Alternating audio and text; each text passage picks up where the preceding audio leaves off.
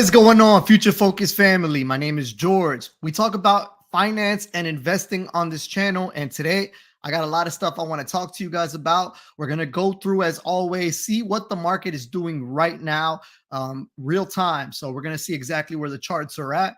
We're going to go through some news as well that I think is going to help you kind of understand further where exactly we are, because right now, no matter what market you're looking at, whether it be the real estate market, whether it be stocks, bonds, cryptocurrencies, it's all very confusing right now. And the reason a lot of people are confused, and this is from what I see, from what people are telling me, the real reason they're confused is that there's a lot of negativity out there in the economy. You know, you have the war in Ukraine, you have the Feds raising rates, you have inflation at highs that we haven't seen in over 40 years, but yet the market is still going up. Why is that? Why? It's very confusing to a lot of people. So we're going to get into some news about that. We're going to cover something called the October effect, and we're going to see if it's really real or not.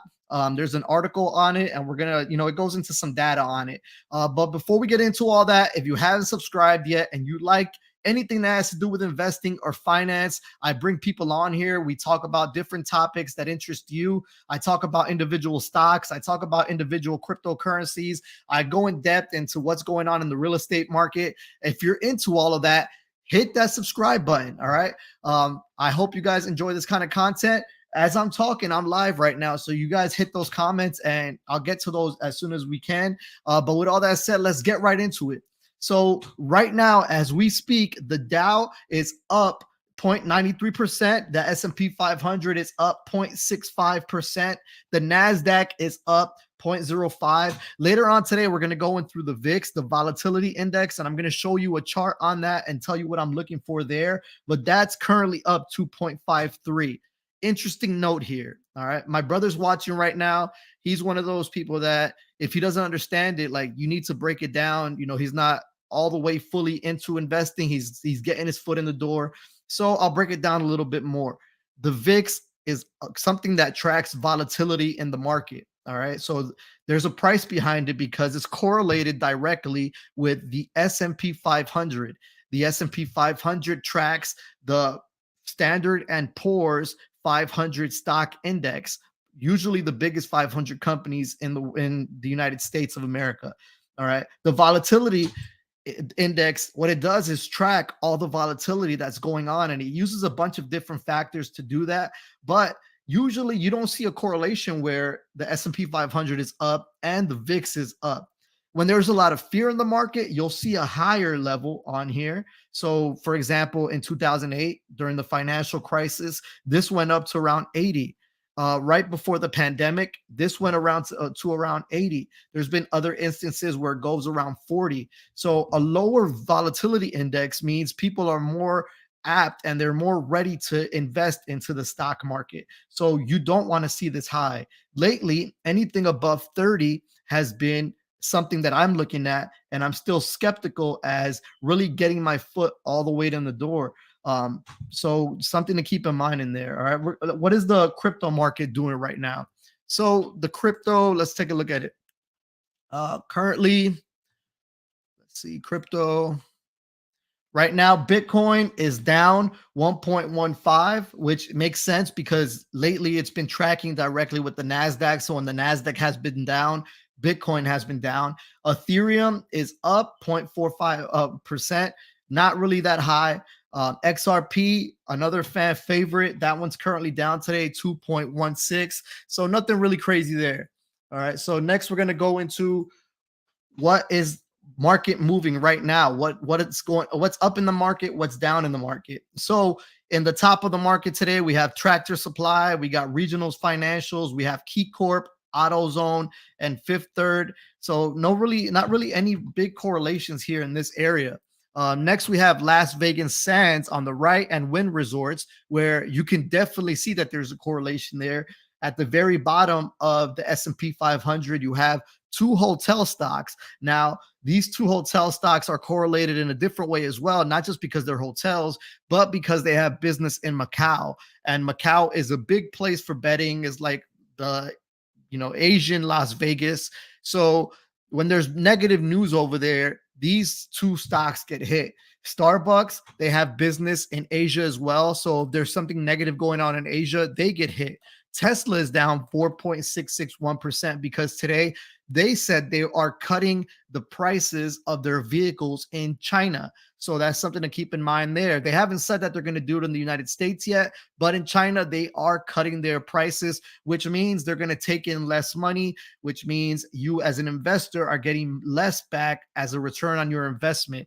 You have Bed and Body Works that is currently down as well. That's the S&P 500. As for the NASDAQ, we have Vertex, a pharmaceutical company there. You have Dollar Tree that is up, and Dollar Tree is usually up during a recession time. Anytime anybody's talking about recession, that's usually down. On the right-hand side, you see the Asian companies, Pinduoduo, JD.com, Baidu. These companies are big companies in China that are currently like the equivalent of our big tech companies. So you have your equivalent of Amazon, you have your equivalent of Google. These are the big companies on that side, and they are currently down a lot because the regime in China is staying the same. The person that's been in charge of China is going to stay in charge of China. So their policies are going to continue. That's bearish for these companies because they've been getting attacked by the regime over there for the last few years. So that's something to keep in mind as well. Then on the Dow Industrial Average, you have Verizon is up, Coca-Cola, Merck, United Health.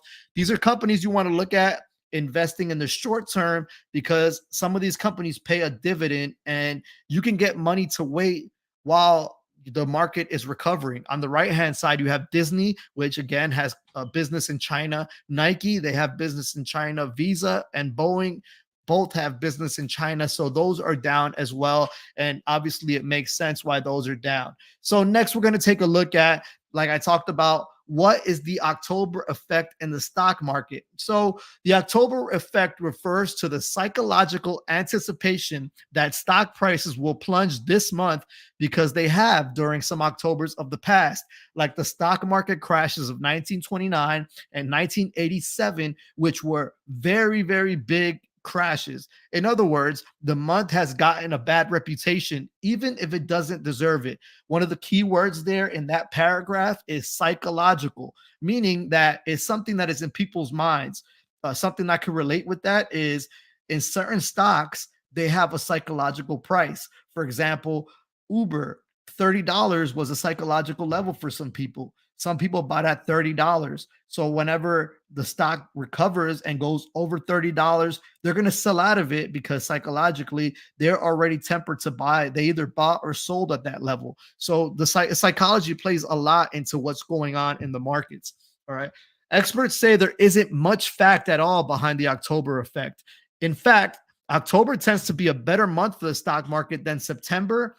And that's been true. As you've seen this month in October, it's been very positive, even though no positive news has come about. All right.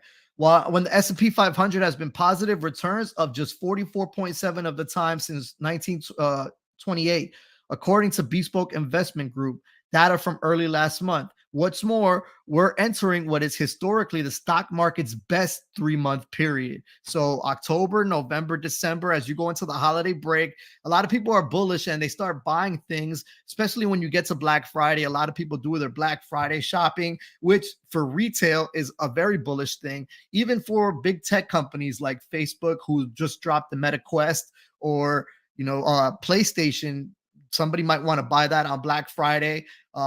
Things like that are going to sell on Black Friday. You have Cyber Monday as well that people are going to spend a lot of money on for their holiday shopping. So historically, this is a time where a lot of people get bullish in the stock market. But should you not? It all depends, because you don't want to look at everything as one whole blanket. Certain stocks are going to benefit from certain things. Other stocks are not going to benefit from certain things. So you got to look at what sectors you're going into, what companies you're going to be looking at. Cryptocurrencies is not even in this topic because they don't really have any fundamental things behind it. With them, you got to look at it on an individual basis. What is really going on? Ethereum, everybody was waiting on a merge, and it merged, and yet the stock hasn't really performed as other people would have expected it to after the merge from proof of stake work from proof of stake went to proof of work. So just because we're going into a certain thing, it doesn't mean expect anything. There's nothing to be certain about. Historically, October has actually been a positive month for stocks, resulting in an average boost of around 0.9%. Plus, after especially rough Septembers, which we did have a rough September, stocks tend to bounce back in October, according to Ryan Derrick, chief market strategist of the Carson Group. Since 1974, a 7% or more drop for the S&P 500 in September was followed by strong turnarounds in nearly every October that followed.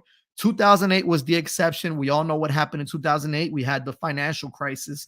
For example, in 2011, the index fell 7.2% in September, then gained 10.8. So not only did you make back some of what you made, you still went above that. Still, as Stovall points out, October can be really volatile. Again, that's where the volatility index that we talked about earlier and we're going to talk about later comes into effect. And this year's markets are dealing with a lot of uncertainty, like whether the Federal Reserve will continue to hike interest rates to curb inflation, a move that also often brings down the prices of financial assets like stocks and bonds. So that's, something to keep in mind. But this article goes further into how should investors manage this volatility. If you're scared of potentially high volatile month this year, remember that you've already experienced a lot of ups and downs this year. October came early, jokes Craig Ferrantino. We're getting hit already. In other words, don't panic. The advice tends to be what financial advisors recommend for year round. All right. At the bottom, it says a diversified portfolio with a mix of assets like stocks and bonds. And that's a lot of investors are going to tell you that that's the safest way. However, this year, 2022, has been the worst year ever for the 60-40 portfolio, which means you have 60% of your finances in stocks and 40% in bonds, or vice versa. That could be flipped depending on your age. But that has been the worst way to invest this year because both got hit. So keep that in mind. Even the 60-40 portfolio can get hit as well. This is from the JP Morgan president. All right. I'm not even going to go through the whole article. I'm just going to hit the top wave points that I thought were relevant here. But the title is "The President Says the Recession May Be Price to Pay to Beat Inflation. Mark Bottom Not In Yet." JP Morgan, obviously a big bank. So when their CEO or president speak or CFO speak, we want to listen to it. So just the key points here in this article. While there is a growing chorus of voices who say the Federal Reserve should slow or halt its rate increases, the president of JP Morgan says he is not in that camp. He says, "I think putting inflation back in a box is very important," in an interview. "If it causes slightly deeper recession for a period of time, that is the price we have to pay." Another point, "I don't think we've seen a bottom in the stock market yet," he said, adding corporate earnings expectations were still too high. And finally, Pinto, who leads the world's biggest investment bank by revenue, called cryptocurrency a small asset class that is kind of irrelevant at the moment. And he's saying not that it's negative or positive. He's just saying he's not really worried about it because the market cap of the entire cryptocurrency market after the crash has really shrunk and it's not really at the size that he think is worth discussing right now. But keyword there, something that a lot of other big people in the market are echoing. Warren Buffett has said it. Jeff Bezos has said it, that the bottom in the market is not in yet. Nobody thinks the bottom of the market is in yet. All right. So let's move on. Next, we're going to talk about this article here. Is just why stock market investing is so bizarre right now. And these are just some of the things that have been looked at this year in Yahoo Finance, some of the stuff they've tracked. So Bank of America CEO, he said consumer spending is up 10% through October. And he said, what recession? So he's saying we're not in a recession yet. Another news was American Express CEO in a fired up phone call says the market misunderstood his quarter end guidance. And he says he sees no recession on the horizon. Snap stock got plummeted. as it continued to get hit. If we're in a recession and we don't have a lot of money, a lot of companies are not going to pay for advertising. So Snap, which makes their money, a lot of their money from advertising, hasn't really been performing to the place where people thought they would be performing. You have Whirlpool. It's known for its impressive execution. It slashed its full year guidance and has inventories also running too high for the current economic environment. So not enough people are buying their products. And we've seen that in Nike as well. Nike said they had an 85% increase year over year in the amount of stocks that they had in their factories. So they have too much inventory. What can this mean? If a lot of these companies have excess inventory, my prediction is that this Black Friday, you're going to see some deals that you haven't seen in a long time, as all of these companies try to recoup some money at least for all this stuff instead of paying to sit it somewhere. So just think about that. Another company that could benefit from this could be like your TJ Maxx. A company like that could benefit from something like this because they buy directly from the wholesalers and they're going to get a lot of the stuff on sale and they're going to be able to sell it to you for a higher profit. So companies like TJ Maxx can potentially benefit from this. Verizon, they posted a lackluster subscriber addition. AT&T says consumers are trading up higher phone plans, and they've added a solid number of new subscribers. Netflix shares got major love for what someone called the comeback quarter, as their number of subscribers, after going down and down and down, just got a big boost up. Procter and Gamble CEO said he doesn't see a recession, and WD-40, their quarter wasn't too good either. So you have mixed things depending on what you're looking at. Everything is not created equal right now. So you have to pay special attention to what you're investing in, because all these companies are reporting different things right now, and you might not get the result that you're looking for. The last thing we're going to look at is the Volatility Index. This is the 3-month chart. As you can see, in the last few weeks, we've sat above and below exactly that 30 level, and we're above it today. So I'm not jumping in yet. I want to see at least a 40 here on the Volatility Index before I start putting some major capital to work. Right now, I'm dipping my foot in some places, not really everywhere though. So just keep that in mind. That's been a good place to trade the last year. If we go back 1 year on this chart, you can see we've dropped all the way down in the 20s, gone back up over the 30s, but it's been kind of a seesaw action, up and down. We really haven't had a direct place that we're going, and I honestly don't think we are going to get one until the Federal Reserve lets us know exactly what they're doing. If they're going to raise rates, if they're going to drop rates, if they're going to stop and hold and wait and see. As of right now, we don't know, and I don't think we are going to get that answer. So keep that in mind. Ultimately, I'm just taking a wait and see approach. Sometimes the best thing to do is not do nothing at all. And at the end of the day, if there is just because we've gone down 20 doesn't mean we can't go down to 50. Even though not every market crash has had a 50% reduction, most have. A lot of them have. And do I need to see a 50 to get all the way in there? I don't. But right now, I'm just not in a rush. Remember, we're not in the business of trying to buy at the bottom and sell at the top. Yes, in theory, that would be the perfect thing to do. But all we're trying to do is get the best prices possible. If you see these companies, if they don't have a direct correlation with what's going on in the economy and their fundamentals haven't changed, but you see them take a big drop, hey, that may be your opportunity to put some money to work in those locations. Right now, real estate, what am I doing in real estate? Again, wait and see approach.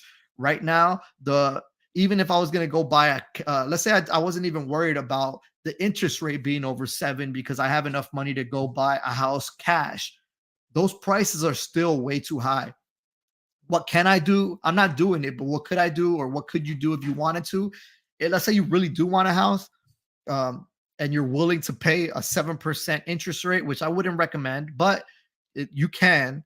What I would recommend is, if you don't have to move right away, I would recommend that you go and you take a lot of those houses you like and look at and you see on the market, and just make obnoxiously low offers on these houses. If a house is listed for 200,000, go back to see what it was listed at before the big influx and people buying, before the demand got so high and made the prices skyrocket, and then even put an offer beneath that. All right, you'll be surprised. You may get somebody who's so desperate that they might just sell it to you. All right. So if you do, just, you want to put your foot in the air, make 5 offers on 5 houses and make them obnoxiously low. Worst thing that they could say to you is no, and you lose nothing at all. If you get 5 yeses, you don't have to buy them, but that's something you can do. You can make these obnoxiously low offers. And people are doing it with me. I own a few houses and people are messaging me, these cold callers saying, are you willing to take a 15% hit? We'll give you all cash right now. Are you willing to take a 30% hit? We'll give you all cash right now. I'm a little bit smarter than that, and I don't need to sell. I'm renting them, so they're good where they're at. But there are some people that may not be in that positive position to make that same decision, and you might stand to benefit from that. What you don't want is to pay $250,000 for a house today, and even if you think it's a great deal, and then 2 years from now, there's all these prices go back to normal, and you may have rented it out, and the mortgage got paid. Now you owe, let's say, 175,000, and now the house is worth 150,000 because the prices have normalized, or they never go perfectly to where they're supposed to be. They always undershoot down and they always overshoot up. So you don't want to get burned like that. Right now is probably one of the worst times to buy, just because the prices are so high and the rates are so high. And just be patient. All right. That's what I'm doing. That's what I recommend to you. I hope you like the content. Again, hit that like button, hit that subscribe button. As always, wait. We got a comment here. Let me read this comment. My brother wrote, "You're on your bully." That's New York talk right there. I appreciate you, bro. I love you. But as always, let's go back over here.